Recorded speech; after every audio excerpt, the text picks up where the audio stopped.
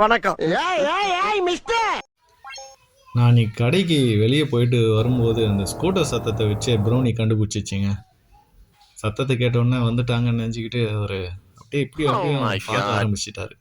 அதுக்கப்புறம் பார்த்தீங்கன்னா பின்னாடி பிளாக் அது கண்டுபிடிச்சிட்டு முன்னாடி ஓடி வர இவரும் எகிரி குதிச்சு ஓடி வந்துட்டாரு. இவராண்டியே வந்து வெயிட் பண்ணிட்டு இருக்காங்க, நான் ஏதாவது வாங்கிட்டு வருவேன் சாப்பிட்றதுக்காக அப்படி அவங்களுக்கு. இங்கே பாருங்க, என் ஹஸ்பண்டோட ஸ்கூட்டி சவுண்ட் கேட்டுச்சு. கரெக்டாக ஐடென்டிஃபை பண்ணி நின்றுட்டுருக்கோம். வெளியே ஓடிடாதீங்க. வாஜி வா வா.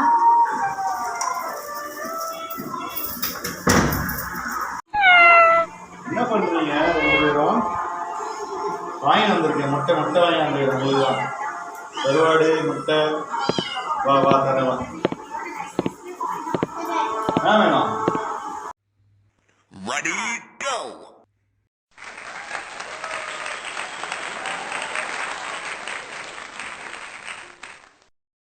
பிளாக் எப்படி கேஸ் பண்றா? நீ இருக்கு டிபார்ட்மெண்ட் எல்லாம் சொல்லி தரல.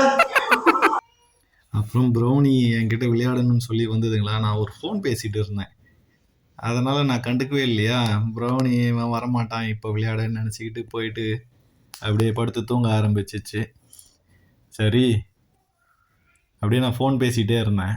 அப்புறம் பிளாக்கையும் வந்து விளையாடலான்னு பார்த்ததுங்களா, அதுவும் கண்டுபிடிச்சிச்சு. ஃபோன் பேசிகிட்டு இருக்கேன் வரமாட்டேன்ட்டு போயிட்டு அதுவும் தூங்க ஆரம்பிச்சிச்சு. பின்னாடி பாருங்களேன், தம்பிள்ஸ் மேலே ஏறி படுத்துக்கும். ஃபோனை வச்சது தாங்க, உடனே ப்ரௌனி ஓடி வந்து மேலே ஏறி படுக்க ஆரம்பிச்சிச்சு. அது இன்னும் மேலே ஏற ஆரம்பிச்சுதா, நான் தான் அலோவ் பண்ணல. உடனே அப்படியே என் தொட மேலேயே அவர் படுத்து தூங்க ஆரம்பிச்சாரு. என்ன சோகம் கதை கதைன்னு இருக்கணும் அவருக்கு.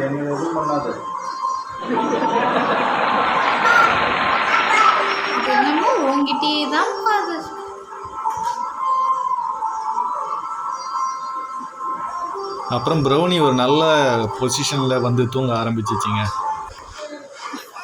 ஹலோ மிஸ்டர் ப்ரௌனி, உங்களை தான் சார். Oh my God. சுகம் பாத்தியா? ஓப்பனிங்லாம் நல்லா தான் இருக்கு, ஆனா உன்கிட்ட பிடிச்சும் சரியில்லையாப்பா. ஓய்